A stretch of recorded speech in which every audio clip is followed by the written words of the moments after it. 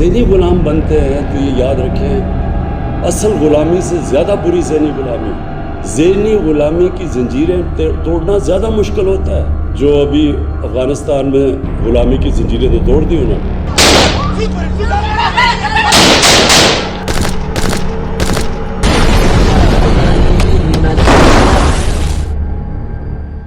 There's something strange and weird happening in Pakistan. We all know that the Pakistani forces, 93,000 in all, surrendered to the Indian Armed Forces on 16th of December 1971. And as a student of military history, I can imagine why they would have done that. The distance between East and West Pakistan was just too massive. And there was this huge landmass of India in between. Overflight rights to Pakistan had been severed. There was also the question of superior Indian arms and numbers, and also superior Indian leadership. All this we have understood, we have analyzed. But why am I talking about this today? I'm talking about this today because Pakistan is again on the verge of surrendering to the Taliban Pakistan, a terrorist outfit. Hi, I'm Major Gaurav Arya, and you're watching Checkmate. The Taliban Pakistan was raised in 2007 by Baitullah Mahsood, a terrorist who belonged to the Mahsood tribes. Now, the Taliban Pakistan, or the TTP as it's known, is functional around the tribal areas between Afghanistan and Pakistan, and in the general area you know as Khyber Pakhtunkhwa. It owes fealty to the Afghan Taliban and draws ideological sustenance from Al-Qaeda. Do you remember the time when Imran Khan went on national television and actually celebrated? This was 15th and 16th of August last year, when he spoke about Zehni Azadi, freedom of the mind, freedom of the heart, freedom of the soul. ज़हनी ग़ुलामी की ज़ंजीरें तोड़ना ज़्यादा मुश्किल होता है। जो अभी अफ़गानिस्तान में ग़ुलामी की ज़ंजीरें तो तोड़ दी उन्होंने। And he meant to say that today the Afghans are free because the American oppressors have left Afghanistan. That was the confidence that Pakistan had in Taliban. And after all, who created the Taliban? To know what is happening in Pakistan today, I'll have to take you back into history.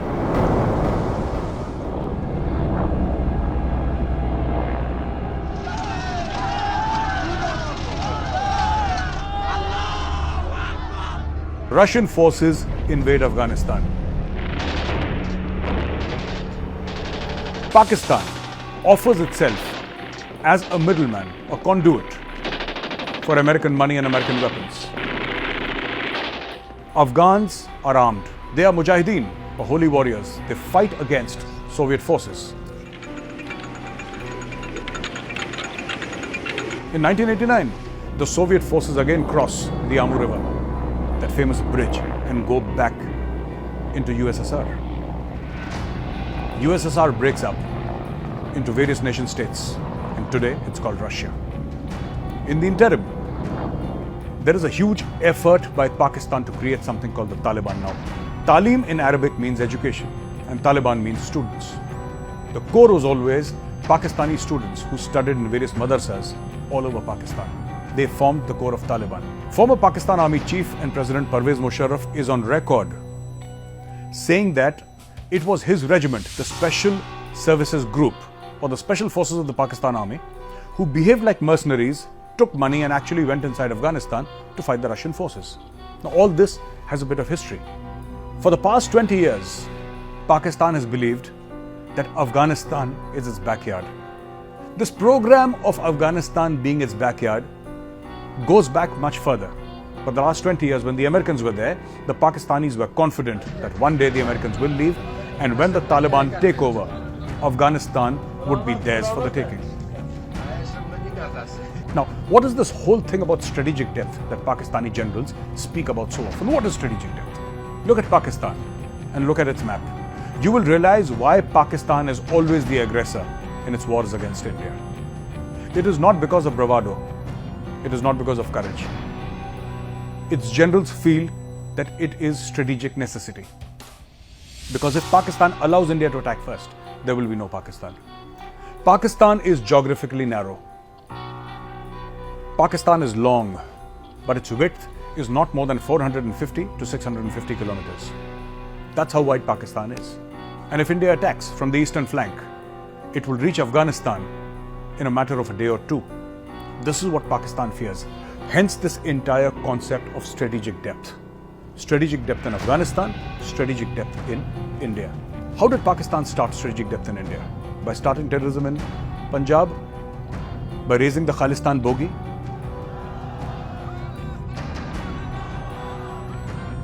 and it did so in Kashmir in 1989 by starting terrorism inside Kashmir. You know, all these names that you hear, Lashkar-e-Taiba, the Jaish-e-Mohammed, the Hizb ul-Mujahideen,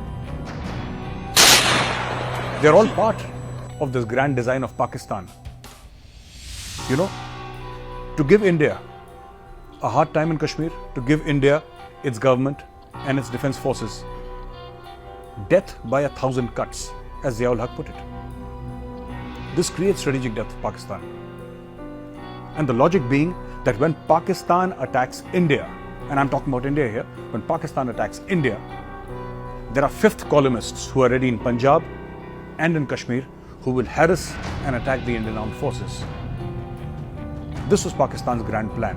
Now, what happened was last year when the Afghan Taliban actually entered Kabul and the Americans left in a hurry, the first order of business for the Afghan Taliban was let the Tehreek-e-Taliban Pakistan terrorists free. There were thousands of them in Afghan jails, put in there by the previous regime.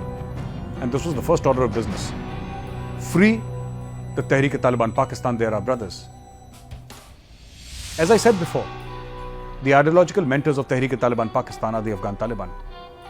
And the chief of the Tehreek-e-Taliban Pakistan has sworn fealty to the chief of the Afghan Taliban.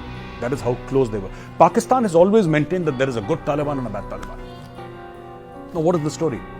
Good Taliban is the Afghan Taliban, which Pakistanis have always thought supported Pakistan. Bad Taliban is Tehreek-e-Taliban Pakistan, which has been attacking Pakistan since 2007. Now, why is the TTP attacking Pakistan? The TTP attacks Pakistan because it says Pakistan is not an Islamic state at all. It says that the Pakistani constitution is un-Islamic. Why? Because sovereignty belongs to Allah alone. Khud Mukhtari sirf Allah ki. This is what the TTP says. The TTP says that human beings cannot be bound by rules written by man. They have to follow rules of Allah. They bow down only to Allah. They bow down to nobody else. They also say that the area till Attak actually belongs to them, the tribal people. They talk about Greater Afghanistan. They don't believe in the Pakistan flag. They also want a reversal of the FATA merger, the earlier federally administrative tribal areas of Pakistan, the general area of which today is called Khyber Pakhtunkhwa. Now, Rana Sanaullah, the Interior Minister of Pakistan, very recently said that all the conversations and all the deals with the Tehreek-e-Taliban Pakistan are going to happen under the aegis of the Pakistan Constitution. This defies all logic because the Tehreek-e-Taliban Pakistan does not believe in the Pakistani Constitution. This is absolute farce. But this is what is being sold to the Pakistani people.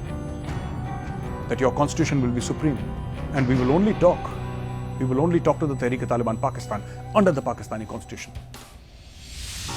Talk to a bunch of terrorists. As I said, they form less than or they have less than 1% of the manpower of the Pakistani armed forces. And they have held an entire nation of 23 to 24 crore people to ransom.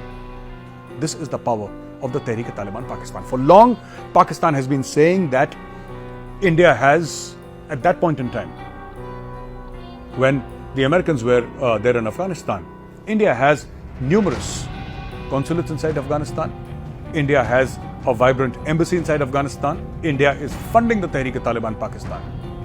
India is training the Tehreek-e-Taliban Pakistan, arming them for attacks inside Pakistan. They said that India is using the Tehreek-e-Taliban Pakistan to destabilize Pakistan. But for almost 11 months now, there is no Indian embassy in Afghanistan. There are no consulates in Afghanistan. Then who's attacking the Pakistani armed forces? Who's killing or who has killed more than 180 Pakistani soldiers and officers in the past 11 months? Why are the Baloch now together with the TTP? Is it because the Baloch feel that they need better firepower to cause harm to the Pakistani state? Or is it because the Tehreek-e-Taliban Pakistan wants to make inroads inside Balochistan. Ladies and gentlemen, never forget that Balochistan in Pakistan is not a Baloch majority state. It's a Pashtun majority state. This could be one of the reasons. I'm just guessing, I'm analyzing, and I'm bringing it to your notice. But this is always what Pakistan wanted, and there were massive celebrations in Pakistani madrasas and Pakistani mosques. Inside the Pakistani parliament, don't you remember that Pakistani spokesperson, that lady of the Pakistan Tehreek-e-Insaf, who on television said that the Taliban have promised us Kashmir. She said the Pakistani state will be held by the Taliban and we will wrest Kashmir from India. That was the plan all along. Strategic depth inside Afghanistan and to take Kashmir by force using the Afghan Taliban. Now that did not happen. And this broke Pakistan's heart. Now what has happened is Pakistan has been after the Afghan Taliban to stop the Tehreek-e-Taliban Pakistan because all TTP's bases are inside Afghanistan. And my friends, the Afghan Taliban refuses to do that. Now Pakistan television anchors, especially those paid for by the Pakistan army, are frothing at the mouth, trying to explain, angrily so, that actually the Afghan Taliban means well. The problem is they don't have a proper systematic government setup. America has blocked over 9 billion of its funds. They don't have access to money. So to expect them to behave like a normal government is not okay because they don't have that capacity to react like a normal government. If they did, they would have taken care of the Tehreek-e-Taliban Pakistan long back. But this is an absolute lie and it's being peddled to the people of Pakistan. The truth is that the Afghan Taliban controls the Tehreek-e-Taliban Pakistan and Pakistan does not. The truth is that the Afghan Taliban has never come on record and criticized the Tehreek-e-Taliban Pakistan for carrying out suicide attacks inside Pakistan. Carrying out suicide attacks inside Pakistan, killing hundreds of Pakistani citizens, including their soldiers. A simple condemnation does not require money. It does not require a government structure. All it requires is a camera and a mic. But the Afghan Taliban has not done that so far. And it won't do it. And I'll tell you why. The Pakistanis for decades wanted strategic depth inside Afghanistan. The truth of the matter, my friends, is that the Afghan Taliban have managed to get strategic depth inside Pakistan. Number one, they claim an area up to Ladakh in Pakistan. Number two, they do not believe in the Durand line, the border between Afghanistan and Pakistan. And number three, they control the Tehreek-e-Taliban Pakistan. This whole logic of Pakistan saying that these are good Taliban and these are bad Taliban has come crashing down. There is only one kind of Taliban, and that is the Taliban that is against Pakistan and its people and its security forces. That is the stated aim of the TTP. We are against the Pakistani state. We will target Pakistani's military intelligence, ISI, and the Pakistani armed forces. They have said so much on record. For almost a year, Pakistan has been telling the world how poor Afghanistan is. Imran Khan and recently Hina Rabbani Kar, they've gone to town telling the world how we must support the Afghan Taliban. They've told the world there is hunger in Afghanistan, that children are dying. All that is partially true. But what is also true is Pakistan has become a net importer from Afghanistan. Friends, can you imagine? Pakistan, a country that is 70% agricultural as far as the employment of its people go, is importing from Afghanistan, a country that is semi-desert and plagued by terrorism and ruled by the likes of the Afghan Taliban, the Al-Qaeda and the Islamic State. This is what Pakistan has come to. And yet Pakistan continues with the charade of telling the world that they must support Afghanistan, that they must recognize the regime, the Taliban-led regime. There is another thing about this entire area that has been spooking Pakistan. This is the international North-South economic corridor. India, in partnership with Iran and Russia, opened this route, and now this route is open to business. The target is business of $5 billion a year to begin with. Now let me tell you, this is very interesting, and should you look at the map of India, Afghanistan and Pakistan, you will realize why is Pakistan important to the rest of the world.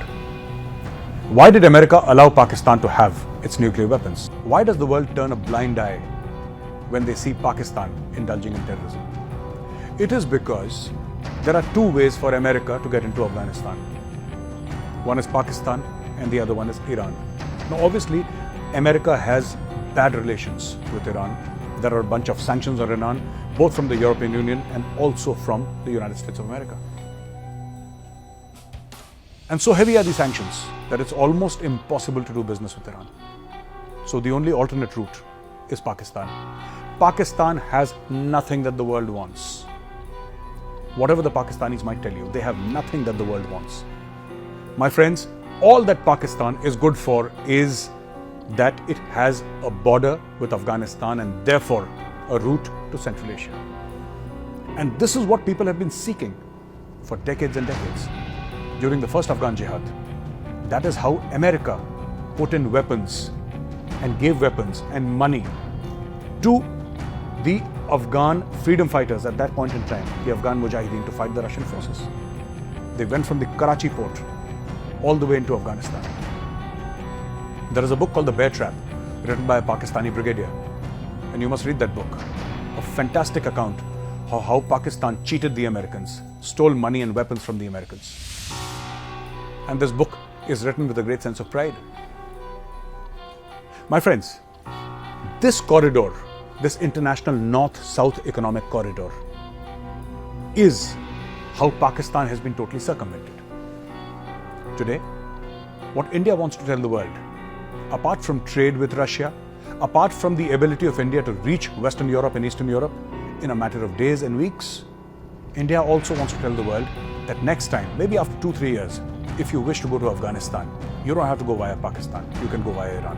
Which is why Indian diplomacy is working overtime. You know, the Iranian NSA met with NSA Ajit Doval in Dushanbe, in Tajikistan. Their foreign minister, the deputy foreign minister, came to Delhi. Our delegations have been going to Iran. And this is India's thrust to mainstream Iran. What India says is this: there will be a time when America and the Western powers will want to enter Afghanistan again. India does not believe that America and the Western powers have left Afghanistan for good. They think it is temporary. And I agree with this line of thought. Next time when they want to come to Afghanistan, they should go via Iran. Circumvent Pakistan, absolutely. This is Pakistan's biggest power. It is not its so-called nuclear weapons. It is not its so-called 12 seasons, as Imran Khan would have us believe. It is not the non-existent mineral wealth that Pakistanis are so fond of talking about. It is basically Pakistan's border with Afghanistan that gives Pakistan so much of importance in the eyes of the world. With activating of this corridor, Pakistan's greatest superpower has been snatched. Hence, Pakistan's desperation. On top of that, daily attacks on Pakistan, and these attacks reaching Karachi. The day is not far when these attacks will happen in Islamabad and in Lahore. There is nothing that can stop these attacks. My friends, I'd like to tell you that Karachi has the largest Pashtun population in Pakistan. More than Peshawar, more than Quetta. There are many Pashtuns there who support the Taliban. There are many Pashtuns there who support the Tehreek-e-Taliban Pakistan. Finding recruits in the financial capital of Karachi will never be a problem for the TTP. Anybody who thinks that Pakistan is upset with the Tehreek-e-Taliban Pakistan, angry with the TTP because TTP is killing random civilians and a few soldiers along the Durand line or in tribal areas, you're sadly mistaken. The truth is, Pakistan's greatest national security challenge is not Balochistan. Pakistan's greatest national security challenge is Pashtun nationalism. You have the Pashtun Tahaffuz movement, led by Manzoor Pashtun, which is a left-wing, largely peaceful movement which wants its rights within the framework of the Pakistani constitution. And the funny part is that Pakistan is ready to talk to Tehreek-e-Taliban Pakistan, hardcore terrorists who have killed hundreds of Pakistanis so far. But they are not willing to talk to their own citizens who are part of the Pashtun Tahaffuz movement, who want a settlement within the framework of the Pakistani constitution. It is this dilemma in Pakistan that is going to cost Pakistan very heavily. The Taliban is in direct contact with India. It is in direct contact with the United States of America, with Russia, with China, with the European Union, with the UAE, with Saudi Arabia. There was a time when nobody would talk to the Afghan Taliban without Pakistan. It was Pakistan that arranged all the meetings. There was a time when the office of the Taliban was actually inside Pakistan. It was managed by the ISI. Today, the international office of the Taliban is in Qatar. Pakistan has been circumvented.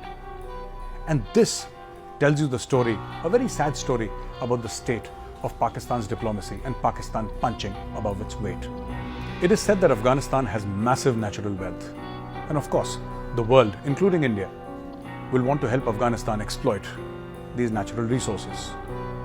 They're talking about rare earth. They're talking about trillions of dollars worth of gold, copper, silver, zinc. But this needs modern technology. Pakistan was hoping that somehow it could again be the conduit, like in the old times, the middleman who would help all this. So let us say, if America wanted to do mining inside Afghanistan, it would have to go via Pakistan. But that has all fallen through. Today, there is an important meeting in Dushanbe in which China, India, Iran, and all the Central Asian states come up and meet and talk about the future of Afghanistan. And who's missing from that table? It is Pakistan. Pakistan has been made irrelevant as far as Afghanistan is concerned. This is not to say that Pakistan does not exercise influence inside the Taliban. Of course it does. The Haqqani network, who control the Home Ministry or the Interior Ministry of Afghanistan, are largely loyal to Pakistan. Having said that, the truth is that the Afghan street loves India. If you go to Kabul, you'll realize the kind of goodwill India has with the common Afghani. And this is something that the Afghan Taliban cannot ignore. Time and again, Pakistan has tried. The Indian embassy was attacked. Other embassies were attacked. Pakistan has always tried to use force in Afghanistan. And this is something that the Afghan people understand very well. This is why Pakistan has been rejected inside Afghanistan. And this is one of the main reasons why the Afghan Taliban does not want peace on the face of it with Pakistan. The Afghan Taliban does not want the population to rise in revolt. There are many factions inside the Afghan population who do not like the Afghan Taliban. There are women protesters who are taking to the streets every day saying, Taliban, go back. This is what Taliban is faced with. The last straw on the camel's back will be if Taliban actually makes a friendly overture to Pakistan. This will not be acceptable to the people of Afghanistan. What a farce, my friends. What a farce. Pakistan, the only Islamic nuclear weapons state in the world, down on its knees, begging in front of the Tehreek-e-Taliban Pakistan, a terrorist organization, TTP, which, if you calculate its entire strength, is not even 1% of the Pakistan Armed Forces. This entire thing about strategic depth in India and Pakistan has turned out to be Pakistan's grand delusion, and Pakistan is paying with the lives of its soldiers every single day. Thank you for joining me on this episode. I'll come back to you next week with another fresh episode. Till then, have a great weekend and Jai Hind.